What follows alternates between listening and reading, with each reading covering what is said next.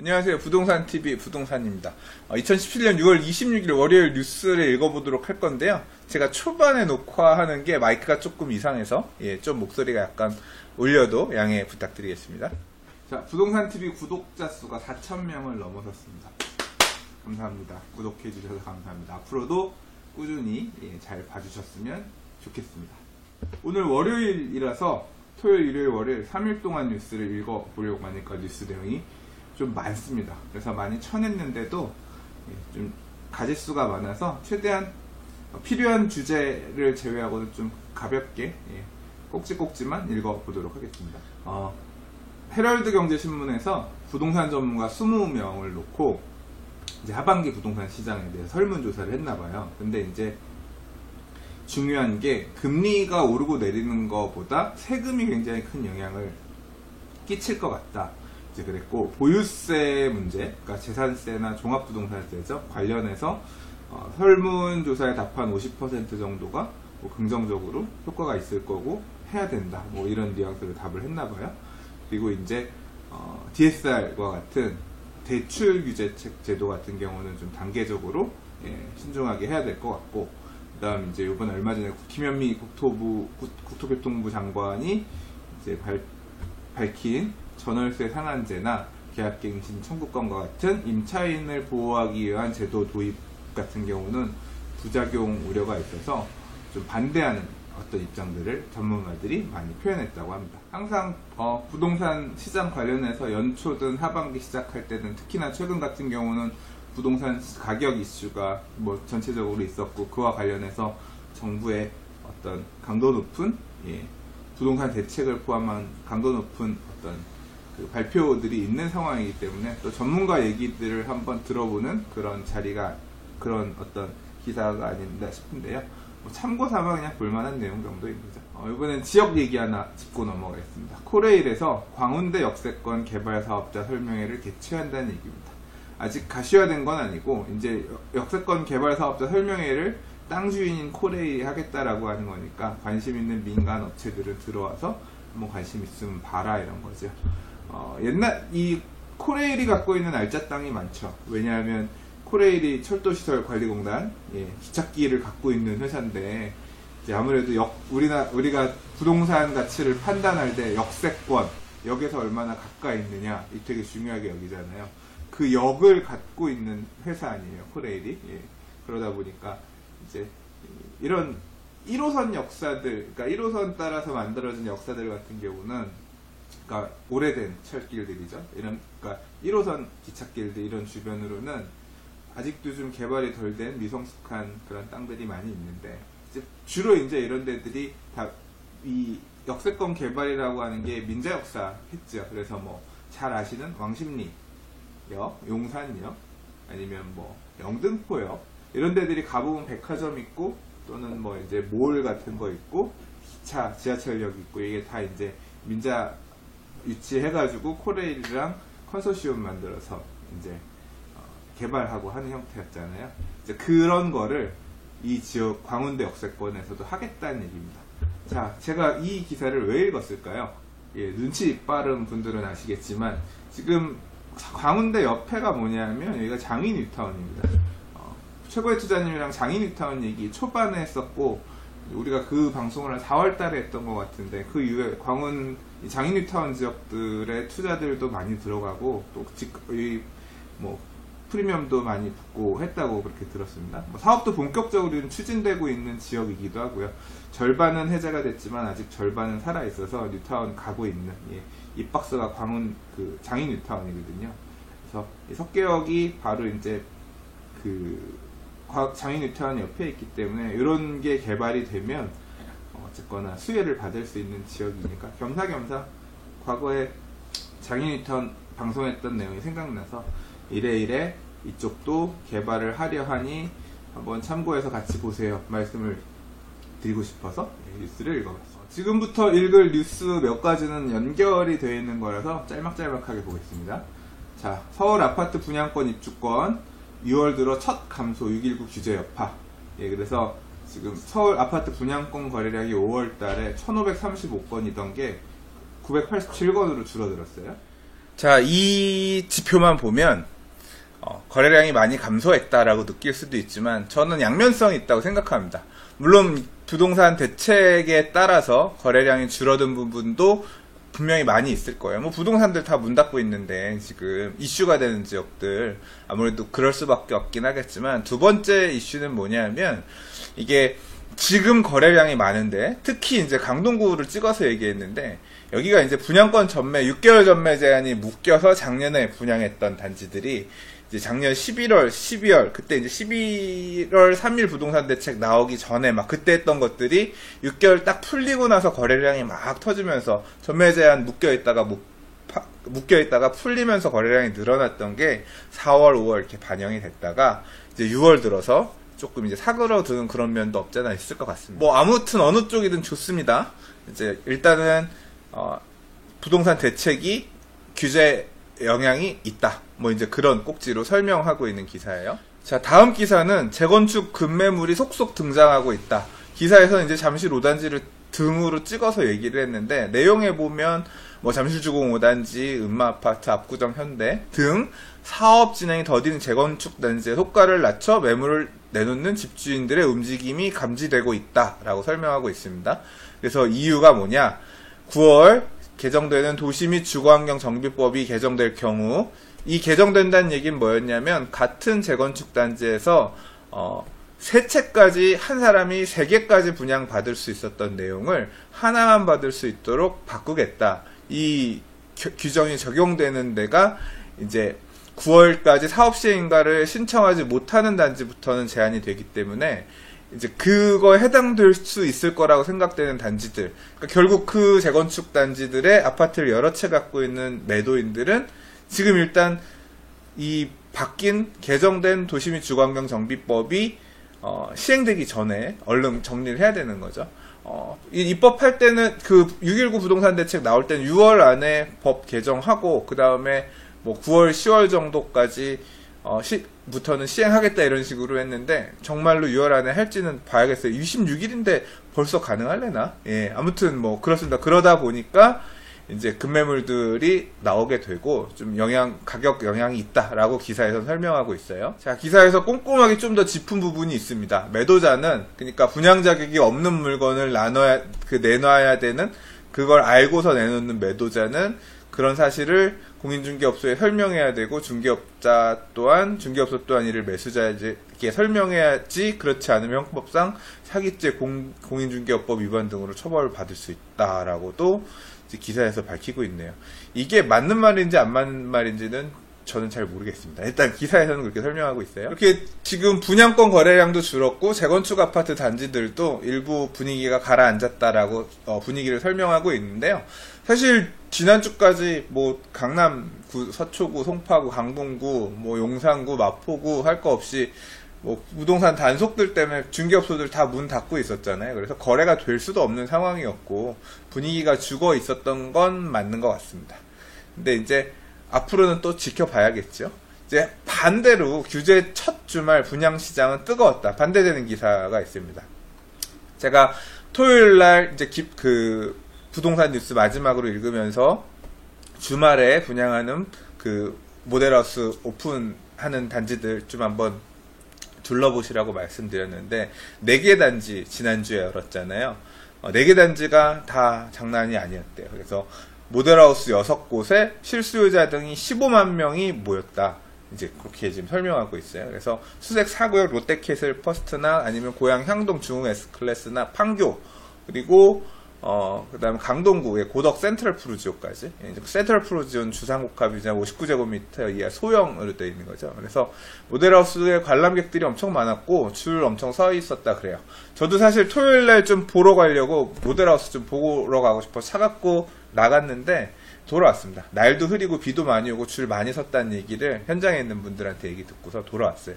아무튼 분양시장 자체는 어떤 규제와는 다르게 되게 뜨겁다. 이게 분양권 전매가 걸려있는 단지들, 그러니까 지금 분양 받으면 입주까지 끌고 가야 되는 그런 상황임을 알고도 이렇게 갔다는 얘기는 뭐냐면, 여전히 이제 내 집 마련을 생각하고 있는 실수요자들의 에너지는 시장 안에 좀 충만해 있다. 뭐 이제 그런 모습이 아닐까 저는 그렇게 생각이 됩니다. 제가 모든 지역을 다녀볼 수는 없기 때문에 이제 사실 또 연고가 없고 그래서 좀 물어볼 데도 없는 지역은 아무래도 이런 뉴스 기사를 통해서 정보를 얻을 수밖에 없는데요. 자, 이번 대책 이후에 도봉 금천과 같은 서울 외곽에 대한 재평가가 되고 있다는 얘기입니다. 그래서 기사에서 보면 지금 뭐 금천구 같은 경우도 프리미엄 얘기가 지금 많이 나오고요.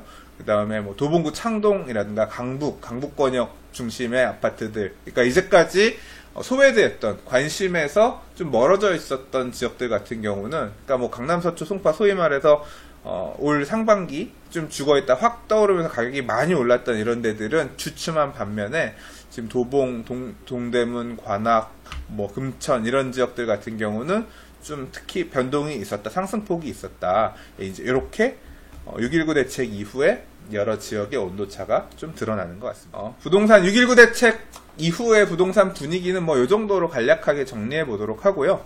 이제 좀 다른 기사들을 몇 개 읽어보겠습니다. 주택 상가 임대차 대대적 손질 준비 법무부 사례 연구 나서 이렇게 나서 얘기했는데요. 이게 이제 공약 중에 하나였죠. 주택 임대차 보호법 또는 이제 상가 임대차 보호법에 대해서 뭐 지금 신임 국토부 장관은 계약갱신 청구권 임대 상한제와 같은 주거용 부동산 가격을 안정하기 위한 이 부분에 대해서 뭐 취임사에서 공개적으로 밝히기도 했고요. 그래서 그냥 이걸 어떻게 할 건지에 대해서는 막연히 할 수는 없으니까 지금 보니까 해외 사례 등을 검토해서 이제 연구를 좀 해보겠다. 이제 그런 연구 용역이 지금 연구 용역을 하기 위한 기관 선정 절차가 지금 진행 중이다. 이런 기사입니다. 그런데 이제 주택 임대차는 주택 임대차고 상가 건물 임대차에 관련해서도 이제 신임 대통령이 계약갱신 청구권을 5년에서 10년으로 연장하고 이제 권리금의 보호 대상도 확대하겠다는 공약을 내세운 바가 있어서 이 부분도 분명히 건드리긴 할 것 같습니다. 현재는 어떤 식이냐면요. 이게 상가갱신 청구권, 계약갱신 청구권이라고 하는 게 상가 같은 경우는 보통 처음에 들어갈 때 시설을 하고 들어가거든요. 주인이 자기가 사용하던 데를 이렇게 임대 놓기보다는 주택은 그런 경우가 많죠. 왜냐하면 집은 기본적으로 내가 1년 살기 위해서 2년 살기 위해서 싱크대도 하고 뭐 화장실도 만들고 뭐 이러는 경우가 별로 없죠. 하지만 상가 같은 경우는 보통 아예 상가 분양하는 거 가서 보시면 알겠지만 뼈대만 만들어서 딱 샤시도 그냥 그냥 기본으로 되는 샤시에다가 뼈대만 만들어 상가는 보통 분양하죠. 그러면 결국 그 안을 채우는 거 바닥에 미장하고 배관 넣고 뭐 싱크대 넣고 뭐 인테리어가 하는 거 다 세입자들, 그러니까 장사하려는 사람들이 한단 말이에요. 임대인들이 그 돈을 안 주죠. 하기 때문에 상가는 보통 영업을 해서 수익을 내기 위해서 하는 거기 때문에 임차인들이 초기에 시설 투자를 하는 경우가 많습니다. 또 그리고 이제 상권이 만들어진 지역 같은 경우는 이제 기본적으로 자리가 갖고 있는 유동인구, 흡입력 이거에 따라서 이제 자리에 대한 권리금 같은 것도 형성이 되는데요. 이러한 시설 권리금이나 그 다음에 원래 주고 들어가게 되는 소위 말하는 바닥 권리금, 지역에 대한 이 권리금, 상권에 대한 권리금 이런 부분들이 짧게만 영업을 해서는 제대로 이제 그 지불한 권리금들을 회수할 수가 없기 때문에 이제 상가 임대차 보호법에서 계약갱신 청구권이란 걸 둬서 5년까지, 그러니까 계속 연장을 하면 임차인이 특별하게 뭔가 잘못한 게 있지 않으면 거절할 수 없는 계약갱신 청구권을 두고 있거든요. 근데 이게 5년으로 짧다, 10년까지는 줘야겠다. 이제 그게 이제 공약이었다고 하는데, 물론 이제 법을 바꾸는 게 이제 큰 밑그림은 이런 방향으로 가겠다라고 내세운 거고, 세입자 약자 보호를 하겠다라고 하는 거니까 이제 어느 범위 내까지 어떻게 될지 모르겠어요. 다만 이제 그를 위한 용역들에 나서서 뭔가 좀 일단 물을 깎기 위해서 칼을 꺼내든 거니까 어떤 식으로든 결과물이 나오겠죠. 그런 기사라서 한번 꼽아봤습니다. 정부의 빅픽처라고 해야 되나요? 큰 그림은 역시 이제 다주택자들을 주택 임대 사업자로 유도하게끔 해서 이제 그 임대 사업 자체를 활성화하는 방향에 대한 밑그림을 이제 가시화하려고 하는 모양새가 보입니다. 이제 그와 관련된 뉴스들이 조금 오늘은 여러 기사에서 보이는데요. 이와 관련해서는 제가 부동산 뉴스를 읽으면서 여러 번 말씀드린 바가 있습니다. 주택임대사업자를 등록하게 되면 세제 혜택이 있는데 너무 미미해서 사실 자발적으로 주택임대사업자를 가기에는 조금 설득력이 없다. 근데 이제 오피스텔 같은 경우는 분양권에 한해서 오피스텔 같은 경우는 취득세를 감면해 주는 게 되게 많이 혜택이 있기 때문에 아마 오피스텔 분양받으신 분들 같은 경우는 이 자발적 임대 사업자로 가는 경우들이 많이 있을지 모르겠다. 사실 이제 저도 그런 해당 사항이 있어서 고려를 저도 신중하게 하고 있거든요. 신중하게 하고 있는 게 아니라 아마도 저는 올해 아마 임대사업자, 주택임대사업자를 등록할 것 같아요. 근데 이제 문제는 뭐냐면 이런 혜택을 저는 분명히 있으니까 등록을 할 것 같다는 건데 반대로 없는 사람들, 그러니까 기존에 들고 있는 사람들, 이미 취득을 해서 들고 있는 사람들에 대해서는 혜택이 좀 미미하게 있고요. 사실 제일 큰 문제라고 할 수 있는 게 뭐냐면, 그러니까 오피스텔이라든가 이런 수익형 부동산 갖고 있는 사람들이 제일 고민스러운 게 뭐냐면, 주로 이제 갖고 있는 분들이 연로하신 분들, 은퇴하고 나서 어떤 영업이나 수익 활동을 해서 돈을 벌 수 없는 분들이 노후 대책으로 이런 오피스텔이라든가 소형 아파트 주택이라든가 이런 걸 갖고 계신 분들이 많은데, 이런 분들한테 임대사업자를 내잖아요. 그럼 뭐가 되냐면 보통은 이제 자녀한테 자녀의 의료보험을 들어가 있거나 이제 이런 경우가 많은데, 임대사업자를 내게 되면 이제 사업자니까 별도로 지역가입자로 이제 임대사업자가 나오게 되거든요. 그러면 단순히 이 소득세야 뭐 그렇게 누진 구간이 크지 않아서 소득세는 낼 수 있지만 어떤 이런 지역가입자로 가입돼서 발생하는 의료보험 문제라든가 이런 부수적으로 지출해야 되는 비용들이나 뭐 세금 신고나 이런 거 하게 되면 그거에 대한 의무사항이나 이런 게 복잡해지니까 임대사업자를 안 하려고 하는 임대인들이 많거든요. 그러니까 그런 부분에 대해서 조금 보완이 필요하다. 자발적으로 끌어들이기 위해서는. 그래서 지금 정부가 지금 다양한 지원 방안을 내놓을 거라 그래요. 그래서 지금 얘기 나오고 있는 게, 자, 이건 기사에서 얘기하는 건 항상 카더라고 어느 정도 선까지 어떻게 나올지 봐야 되는 거지만, 그래도 의미 있게 이렇게 기사에서 소개를 해줬기 때문에 한번 읽어보겠습니다. 일반 임대사업자에 대해서는 양도소득세 장기보유 특별공제를 최대 40%, 10년 이상 임대 시, 그 다음에 소득세 법인세는 30% 감면, 전용면적 60제곱미터 이하는 취득세 면제, 60제곱미터 이하 재산세 50% 감면, 65에서 80, 25% 감면 등의 혜택이 현재는 주어지고 있는 거고, 그죠? 이게 지금 있는 건데. 예, 그리고 앞으로 2천만원 이하의 임대소득에는 비과세하고, 그 다음에 등록하면 재산세, 양도세 등 세제 감면과 리모델링 비용 지원을 종전보다 확대하는 방안을 추구할 계획이다. 제가 볼 때 이건 좀 미미한 것 같고요. 재산세, 양도세, 세제 감면은 얼마나 해줄 거냐, 이 퍼센트에 따라서 평가가 달라질 수밖에 없는 거고요. 크게 득이 될 수도 있는 거죠. 한편으로는 이제 아울러 건강보험료 등 사회보험료에 대한 특례를 제공한 인센티브도 포함된다. 이 부분이 되게 클 것 같아요. 건강보험료 등을 따로 내야 되는 부분이 되게 크니까 이 부분을 감면해주는 게 반드시 들어가야지 효과가 있을 거라고 생각합니다. 네, 아무튼 이런 방향에 대해서 고려를 하겠다라고 하는 거는 개인적으로는 되게 바람직한 방안이라고 생각합니다. 제가 지지난주 6.19 부동산 대책 이후에 이제 뉴스를 읽을 때 얘기 나왔던 이제 대책에서 다루지 않았던, 그렇기 때문에 앞으로 사람 전세 갭 투자라든가 다주택 투자 이런 부분들로 시장이 큰 트렌드가 바뀌게 되면 예상되는 부분들이 역시나 다주택자들에 대한 어떤 과세나 이런 부분들이 조금 강화될 가능성 여지가 있어 보인다 그랬는데, 요번에 이제 신임 국세청장 후보자가 이제 그런 부분에 대해서 힘을 싣는 발언을 한 것 같습니다. 그래서 부동산 시장은 실수요자 중심 적극 장려해야 되지만 투기 시장은 엄격히 잡고 단속해야 된다. 그래서 투기성 주택 구입 조사 강화, 투기 양도 차익 과세 등을 강화를 주문하자 적극 공감한다라고 답변했습니다. 그래서 세금 관련해서 아직 지금 부동산 대책이 뭐 이렇다게 나온 게 없지만 좀 어떤 수요를 억제하기 위한 세제 제도에 대한 개편도 아마도 좀 이제 나오지 않겠냐, 뭐 예상하게 되네요. 이제 그런 부분을 신임 국세청장이 좀 의지를 밝혔다는 내용입니다. 오늘 용산 센트럴 파크 해링턴 스퀘어, 예, 용산 국제 빌딩 4구역 사업 설명회가 있어서, 예, 오늘 모델하우스 가서 좀 보고 왔습니다. 보고 왔는데, 아마도 이번 주에도 모델하우스 오픈하는 단지들이 좀 여러 군데 있을 것 같습니다.